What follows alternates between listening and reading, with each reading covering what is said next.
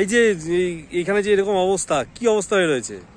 অবস্থা তো যাতায়াত করতে তো দুর্গন্ধ লাগে, নোংরাও লাগে, কিন্তু কি করবো, যেতে হয়, আসতে হয়। প্রশাসনের তরফ থেকে এগুলো সরায় না? আসে জিসিপি আসে, যখন তখন রাস্তায় ফেলে দিয়ে যায়, আবার ইয়ে করে সরিয়ে দেয় একটুখানি। আর গন্ধ তো আর সরে না। পাশেই তো কেন্দ্র স্কুল আছে। আছে, কিন্তু ওরা বলে না কিছু। কি চান এখন? তো এখানে ইয়ে করলে, রাস্তাটা পরিষ্কার করলে দুর্গন্ধটা যদি সরে যেত। দেখুন, ডাম্পিং গ্রাউন্ড বলতে আমরা যে জায়গাটাকে ডাম্পিং গ্রাউন্ড হিসেবে ব্যবহার করছি, কল্যাণী পৌরসভার ডাম্পিং হয়, ওটা বিভিন্ন ইন্ডাস্ট্রি যারা আশপাশে আছে তারাও ময়লা ফেলে, অন্য পৌরসভাও ফেলতে পারে। তো শুধু কল্যাণী পৌরসভা ময়লা ফেলে তা নয়, তবুও এই ডাম্পিং গ্রাউন্ডটাকে আমরা ফেলতে চাই না। আমাদের একটা সলিড ওয়েস্ট ম্যানেজমেন্টের জন্য আলাদা সরকার জায়গা দিয়েছেন, জমি। এমএডি ডিপার্টমেন্টের সাহায্য আমরা ওটা পেয়েছি। তো ওটা নিয়ে কিছু আইনি জটিলতা ছিল, সেগুলোকে আমরা সরাতে পেরেছি, ধীরে ধীরে সরছে। এবং আমরা একটা এমএডি থেকে আমাদের ওই ঘেরার জন্য টেন্ডার করেছে, তারা যে কন্ট্রাক্টর করবে তাদের লাগিয়েছে, কাজ চলছে। এবং আমরা আশা করছি ওর ল্যান্ড ডেভেলপমেন্ট এবং রোড রেস্টোরেশনের কাজ শুরু হবে।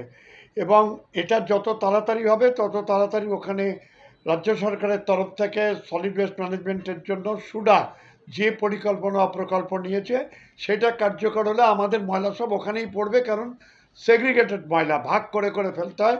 এখানে যেমন সব একসাথে ময়লা জমা হচ্ছে তা নয়, ওখানে ময়লা ওইভাবে পড়বে না, দেখতেও পাবে না। কারণ ওখানে একটা ইন্ডাস্ট্রি তৈরি হচ্ছে, যেখানে ময়লা থেকে তার যে আফটার কি বলবেন, এটা ময়লার থেকে যেসব উৎপাদনশীল বিষয়বস্তুকে উৎপাদন করা সম্ভব সেইগুলোকে ব্যবহার করা হবে সেগ্রিগেটেড মেটেরিয়াল থেকে। তো আমরা সেই কাজটাও শুরু হয়ে যাবে এই প্রজেক্টটা রেডি হয়ে গেলে। তার জন্য একটু সময় লাগছে, মাঠটা জায়গাটা পেতে একটু সময় লেগেছিল, তখন আমরা এখানে মাল ফেলছি।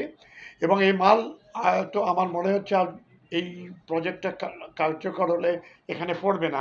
এক, দুই, আমরা দৃশ্য দূষণ যেটা হচ্ছে সেটার জন্য সরকার এমএডি ডিপার্টমেন্ট সুডার পক্ষ থেকে আমাদের গার্ডওয়াল তৈরি করে দেওয়া হচ্ছে, যে যাতে বাইরের থেকে এই জিনিস দেখা না যায় উঁচু হাইটে, এবং যে কেউ ময়লা ফেলে যেতে না পারে। বড় গেট করে সেই গেটে শুধুমাত্র পৌরসভা ময়লা সেগ্রিগেটেড ওয়েতেই ফেলবে, বাছাই করা, অর্থাৎ যে করবে সে যেন ময়লাগুলো তুলে নিয়ে গেলে তার প্রয়োজনে ব্যবহার করতে পারে। এই দুটো পাশাপাশি চলছে। এটা পার্মানেন্ট নয়, যেটা আপনার যেখানে আছে, যাকে আমরা দৃশ্য দূষণ রোধের জন্য একটা গার্ডওয়ালের মতো তৈরি করব। তো সেটা ওইটা তৈরি হয়ে গেলে আর এখানে পড়ছে না, অতএব এটা ওপেন হয়ে যাবে। এটাই সমৃদ্ধির জায়গা।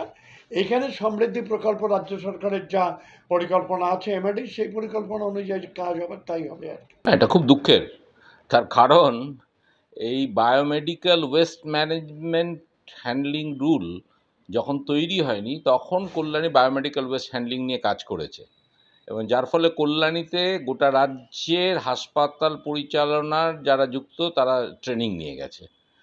আমাদের এখানে জঞ্জাল নিষ্কাশনের একটা ব্যবস্থা তৈরি হয়েছিল, অটোক্লেভিংয়ের ব্যবস্থা ছিল, এবং পরিবেশ দপ্তর কল্যাণীর কাজ দেখে তাকে আলাদা করে এই কম্পিউটারাইজ অটোক্লেভিং ফেসিলিটি দিয়েছিল, আলাদা আলাদা করে জঞ্জাল নিষ্কাশনের ব্যবস্থা করেছিল। সেই কল্যাণীতে এখন বায়োমেডিক্যাল ওয়েস্ট এদিক ওদিক ছড়িয়ে থাকে।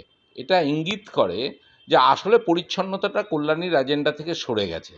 যারা পরিচালনা করছেন কল্যাণী তারা মনে করেন না যে কল্যাণী পরিচ্ছন্ন হওয়ার প্রয়োজন, অথবা তাদের পরিচ্ছন্নতা বোধ নিয়ে আমার প্রশ্ন আছে।